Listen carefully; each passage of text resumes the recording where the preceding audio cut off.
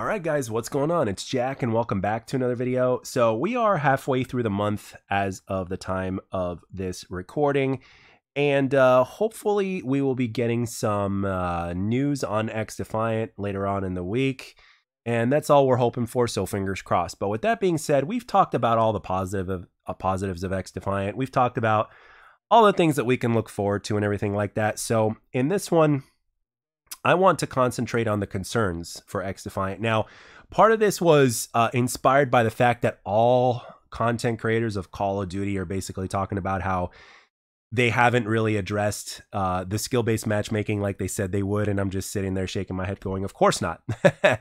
So it's like, okay, let's address something here, right? It's kind of partially inspired by that. So it's like, okay, here are a few of my concerns with XDefiant, and they come in the form of three different things.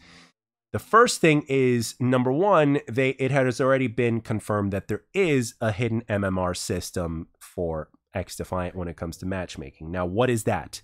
MMR system is basically, for those of you guys that don't know, is a form of team balancing, right? Now, they find you the lobby by traditional means like they're supposed to, right? Ping is king. It's all by the best connection, right? But once all 12 players in the lobby are found, what ends up happening is the MMR system kicks in. Now, what that does is it divides the teams based off of skill. So if it finds that you are the most skilled player in the lobby, especially by far, what it's going to do is it's going to put the worst players on your team, while everybody else who's relatively in the middle is going to be on the other team. So that is one thing that a lot of players have been skeptical about ever since it's been, announced or whatnot that there will be a hidden MMR system, because the subject of skill-based matchmaking when it comes to XDefiant has been a hot topic, but in a positive way, because there will be no skill-based matchmaking except for the MMR system, which a lot of people would say is a form of skill-based matchmaking, because if you think about it, it actually is. It's not in the search for the lobby, thank God, but once the lobby members have been found, once all the players have been found, then everybody gets grouped based off of their skill. The best player gets paired with the worst on their team, while everybody else is on the other team, which could be a very big pain in the ass for specifically for the best player that is, with the worst players, simply because of the fact that he or she will need to carry hard. And on top of that, there's everything else that comes with it. However, one thing that I will say, though, that is kind of a relief is the fact that there are no score streaks or kill streaks in XDefiant, because with Call of Duty, back in Black Ops 3, for instance, for those of you guys that remember, there would be times where sometimes you get streaks called in on you despite the fact that you're not dying, but your teammates are, right? But there is no such thing to worry about with XDefiant. Even though there are supers and abilities and stuff like that in the game, I still don't think that's as bad as getting streaks dropped on you, because at the end of the day, people are still going to have to kind of earn their kills. Now, obviously, when you get your supers, it's easier to get a kill, but at the end of the day, you guys kind of understand what I mean. But I still don't think it's not as bad. It's still annoying. It's still bad, but not as bad, I guess. But at the end of the day, people certainly have a reason to be concerned when it comes to the hidden MMR system. So the good news is that this MMR system could obviously be tweaked. It's not something that is set in stone as soon as the game is out. It's not like it's just going to stay there. It can get tweaked to where it doesn't necessarily have to be as aggravating for that really good player to get punished as bad. We'll see.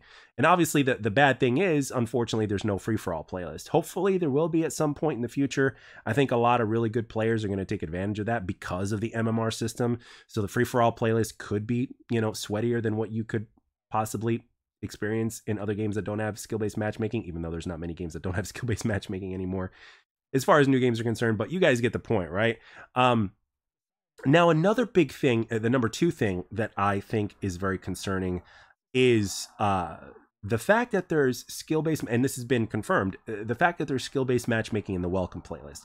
Now, my question is exactly, I don't fully understand as to why there is skill-based matchmaking in the welcome playlist. If players really don't need to be protected, right, then why protect them in the welcome playlist? Now, for some of you guys might think that makes sense to protect people in the welcome playlist, but at the end of the day, like, if you think about it, when it comes to, a casual arcade shooter with no SBMM, and with obviously the majority of players being, not great players. I mean, your average player, obviously, in my humble opinion today, is a little bit better than what they were, like, let's say 10, 15 years ago. Uh, sure, there's that, but at the same time, it's like, hey, those bad players can hold their own as well.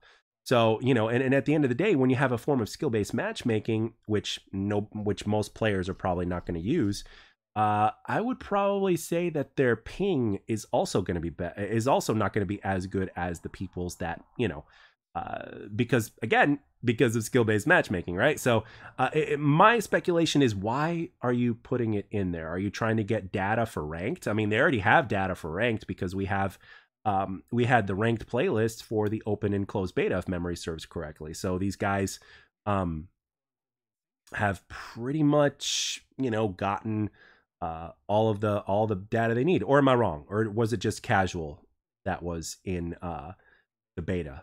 I'm not sure. I could be wrong. I could very well be wrong. So, but maybe if they didn't, maybe this is their way of getting data. But again, it's not exactly the same because the rule sets aren't the same, so it doesn't make that much sense. But that's what I'm trying to tell you is, like, why would you incorporate any of it? I mean, if it's optional, why would you incorporate any of it? It just doesn't make sense.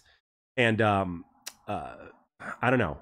All I know is that at the end of the day, Mark Rubin he is the executive producer, but I don't think he has enough power in order to say, no, there will be no skill-based matchmaking ever. Like, for instance, if one of the higher ups that are higher than him at Ubisoft basically say, no, we want and need your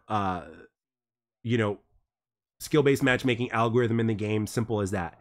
I don't know how much he is able to fight that, if at all, or if he's able to do anything about that at all. Because according to Condry, when it comes to Call of Duty back in the day, he said that it's basically like anything SBMM or something like that is basically up to the publisher, not the devs. So it's like, don't blame the devs or something like that. So I don't know. I don't want history to repeat itself. And as we know, history does repeat itself, regardless of game or whatever. It just tends to repeat itself. So that's something. And of course, another thing the number 3 thing that I'm concerned about is the microtransactions. Now, why am I talking about microtransactions? Well, because quite frankly, they could certainly downgrade the quality of a game. Now, what do I mean by downgrade the quality of a game? Now, obviously, the game needs microtransactions because it is a free-to-play title. I know that. I understand that. Okay. But at the same time, we don't need bundles for $20 to $30 either, right? Obviously, the devs are not the ones that decide that. The publishers do. And usually what happens is microtransactions and the skill-based matchmaking algorithm have lately come hand in hand when it comes to a game like Call of Duty. And Ubisoft knows this, and pretty much every other developer knows this. Because if we know this as players, and as people who do content or just are people that are interested in content, if we know about this, then you can sure as hell know that the devs know this, and they know this even more. So and of course the publishers do, right? So at the end of the day, what does Ubisoft care about? I've heard in the comment section, because there's a lot of you guys in the comment section that know more about Ubisoft than I do. Some of you have been saying that Ubisoft has been making good changes lately, and other people out there are saying that Ubisoft just doesn't give a damn, to put it nicely. Some of you guys have had more passionate words to say about that, but let's just put it nicely here and say that, some of you guys have told me that Ubisoft doesn't give a damn, and their track record shows it. And at the same time, some of you have said that they've slowly but surely been making changes for the better. I don't know. I mean, this is one of my very few times where I'd be playing a Ubisoft title at a consistent basis in the form of XDefiant. And yes, I will say, for someone like me, despite the fact that I have loved arcade shooters, before 2019, I will say that yes, one of the big things that have me so interested in XDefiant is the lack of skill-based matchmaking, and of course the transparency of the developers, and of course that this is going to be an arcade/arena shooter, which just so happens to be one of my favorite kinds of shooters to play. So the combination of those 3 things are what make it so interesting to me. And ever since it was announced, since day one, that there'd be no skill-based matchmaking, it was a big deal. So when skill-based matchmaking, and I mean, look at it this way.